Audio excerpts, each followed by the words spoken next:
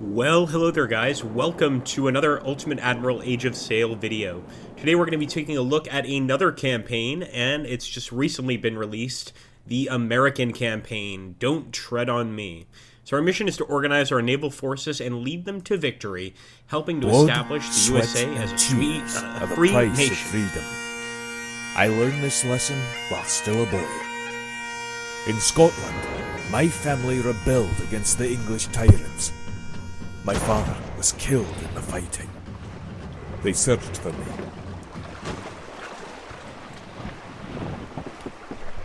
Alright, let's see. I'm going to say I ran for it and the soldiers nearly caught me. I escaped by leaping onto a ship outbound on the evening tide. This is going to increase survival. By leaping onto a ship outbound on the evening tide. Now the sea is my home. Here I have found freedom, adventure, and recognition of my skills. I became captain at just 21 years of age. I am proud of my ship, but some of the crew resented my promotion. A mutineer attacked me over a matter of pay. I was forced to defend myself with my sword. Unfortunately, he was from a wealthy family, and they were determined to see me ruined. Again I ran, once more fleeing the tyranny of unjust men. To a land of opportunity, to a country where a man can be free. America. Alright, let's say I purchased a farm and prospered. England, the old tyrant, refuses to release her grasp on this land. The British control the major ports and cities, but the people yearn to be free. The time for me to join the rebellion and fight the tyrant has come. The Continental Navy will need captains who can attack England upon the seas. This time, I will not run. Give me liberty, or give me death. With my political connections, I've secured a command where my experience will be useful. Alright, let's see. I really did want to go the politician route. But you know what? I'll do my strength is the ability to plan and organize brilliantly. Anybody that knows me knows that's definitely not the case. My strength is the ability to plan and organize brilliantly. The British already control most of the major ports in the region. But now is the time to change the course of the war. The situation at sea is as follows.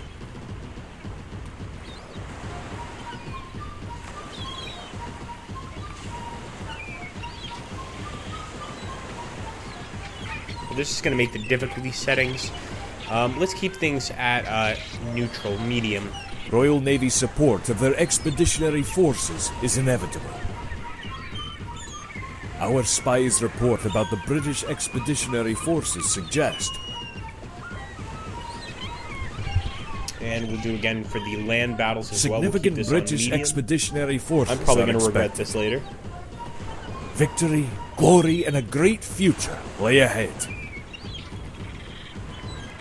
Alright, oh, so this is great. So we actually get to go ahead and select John Paul Jones, Isaac Hopkins, Nicholas Berry, John Berry. I like all of these guys. I think they all look pretty awesome. But let's go with John Berry. And let's begin here and get started in our colonial campaign.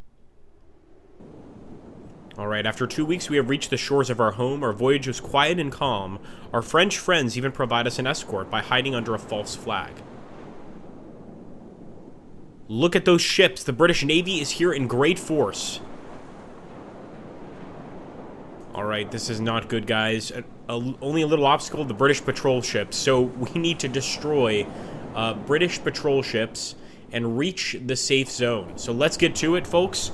Wish us luck.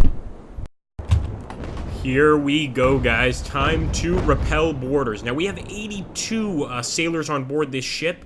I'm starting to think that maybe we could actually go ahead and try to board this guy, but I think we're going to have to do it pretty quick, and of course we're going to have to be sort of, I guess, like, right by him to actually do it. Let's take a look. You know what? We can do this. We can do this. Come on now. Come on now. Come on now. Oh, so close to getting the boarding. So at this point, I'd love to board this ship, go ahead and get on board and take it. The Vengeance would have its first capture, and I think that would be absolutely perfect. And we're not going to dock. We don't want to stop movement. I'm actually going to increase speed and see if eventually here I can get on. Maybe it's just such a small ship that there's no way to actually board. Nope, there we go. Okay, let's get on board. Here we go. I'm going to try to get on board, of course.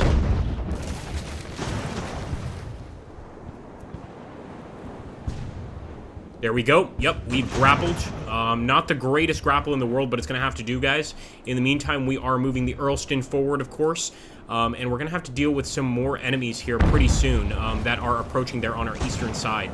But there we go. Our men are absolutely going to get into the fight. The Colonial Navy about to show these British that we mean business. It seems like pretty even losses right now, but I hope that it continues in our favor.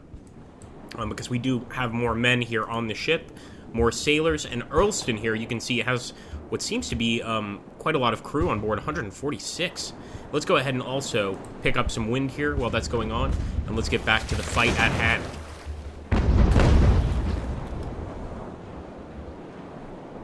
I'm sorry, guys, I'm trying to get the best camera angle here for these kind of fights, but I must admit, with the age to sail, it's a little tough, so we're just going to kind of stay here on the enemy ship, see what he's doing. I'm hoping he's just going to go ahead and surrender, do the honorable thing, and it would be honorable here because we've got this. There we go. So at this point, I think this is to transfer to the enemy ship. I think we're doing just fine firing from here. And it looks like the Alderney is about to surrender. Still got the Earlston arriving, of course, and we've got to worry about the HMS Oakwood. Her Majesty's ship, Oakwood. So I'm actually going to start turning the Earlston here. I'm glad we picked up those sails. And we might just take this one out with a good old-fashioned fire.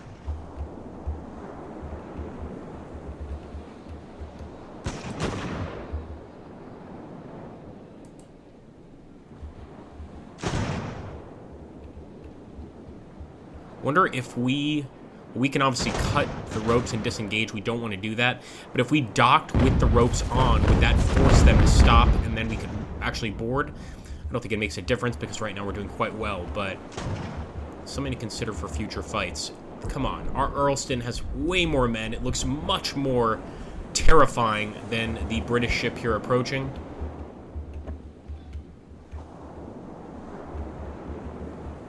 Come on, boys. Give him a good old volley. Oh, don't tell me this thing has no cannons. No, this ship has no cannons. We've got to board this ship. So shock amongst the enemy crew here on the Alderney. That's good for us. They are terrified, of course, and why wouldn't they be? But what we need to do is get right up close and personal with the Oakwood, or use the Vengeance here to deal with the Oakwood. So actually, you know what? I think that might even be a better idea. I'm going to try to get away from it. It looks like he has just dropped anchor here.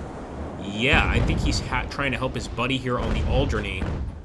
Let's see if we can't go ahead and get on board. We should try. Though I worry that this thing is just not very strong. And there we go. Alright, the Vengeance has finally started boarding. They've just completely gone into shock. And our sailors should be able to take over that vessel pretty quickly. Everybody on board is pretty much dead. And it's flooding as well. Beautiful. Her Majesty's Service Vengeance. And look at that, we do have some colonists here for possible land battles.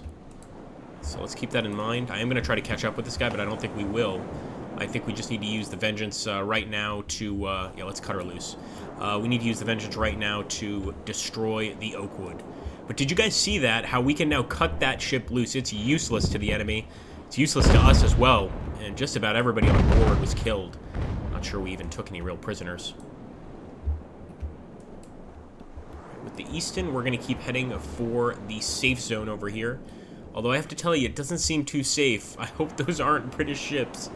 But, nope, that's the safe zone, sorry.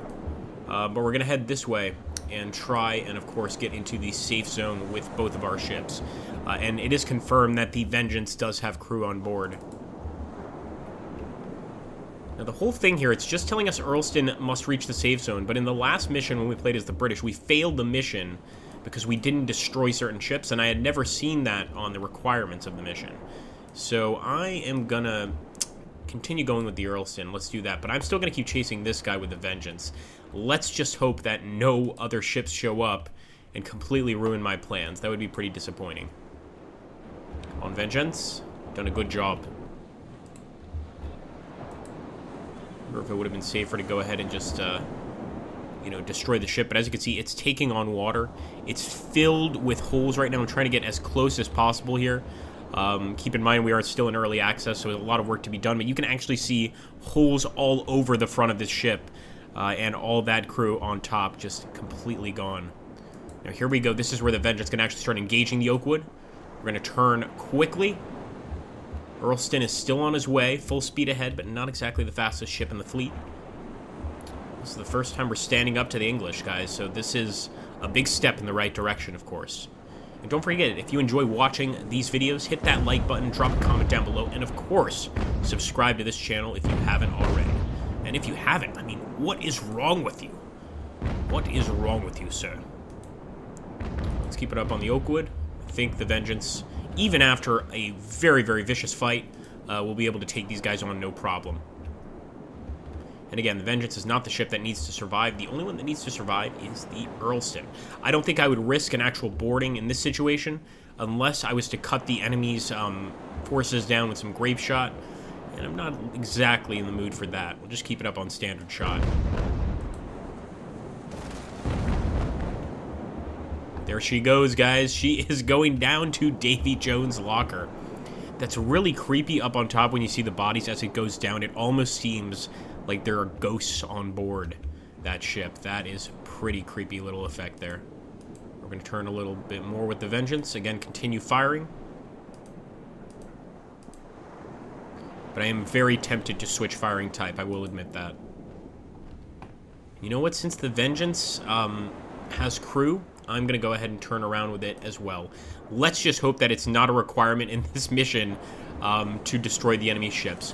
Now, what I'm going to do is what I do in a lot of my videos, guys, and that is to edit out sort of the boring parts here, because we're going to be doing a lot of sailing across the open ocean, and come back when we get some action. I get the feeling the Oakwood will probably give chase, but hopefully we can keep them away from us, far enough away from us for us not to get shot at consistently, because of course shots through the back can do a lot of damage to our ship. See that, Earlston? And we shall return, friends. All right, folks, we've had our run-in with the Oakwood. What I tried to do was pretty much take her sails out, and I'm hoping that that's sufficient. We have reached the safe zone, and that battle is a victory. And let's take a look there. You would think that not much in terms of casualties would occur here, but we actually do have some losses on our side, 30 crew, and the enemy has 60 crew dead on their side.